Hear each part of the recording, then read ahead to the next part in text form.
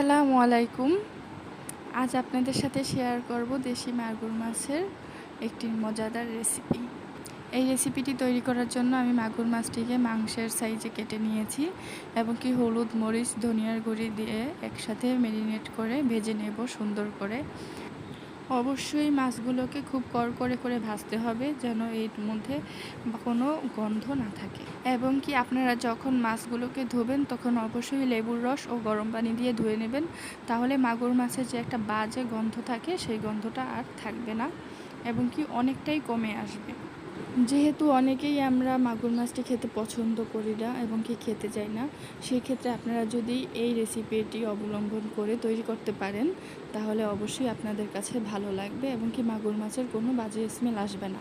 মাছগুলো ভাজা হয়ে গেলে একটি কড়াইতে আমরা পরিমাণ মতো তেল, পেঁয়াজ কুচি, দারচিনি, এলাচ, তেজপাতা দিয়ে ভালোভাবে ভেজে নেব।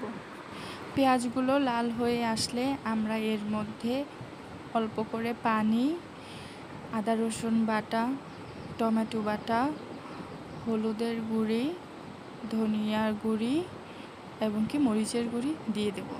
মশলাটা ভালোভাবে কষানো হয়ে গেলে এর মধ্যে আমরা আলু দিয়ে দিতে পারি।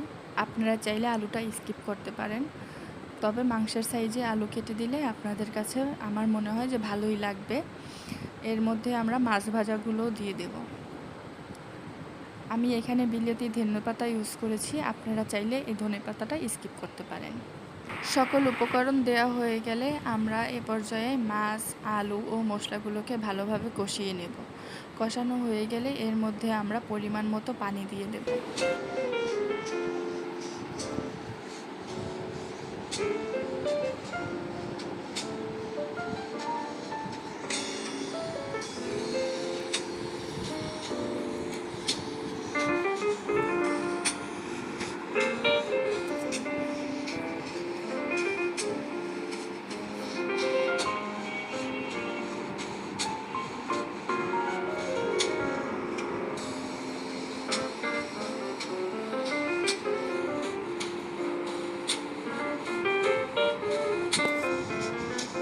রেসিপিটি ভালো লেগে থাকলে আমার পেজটি ফলো করে দিবেন এবং কি চ্যানেলটি সাবস্ক্রাইব করে দিয়ে পাশে থাকবেন।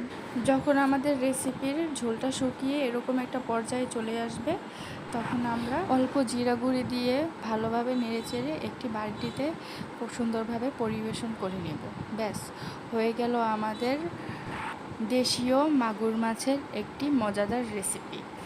আল্লাহ হাফেজ।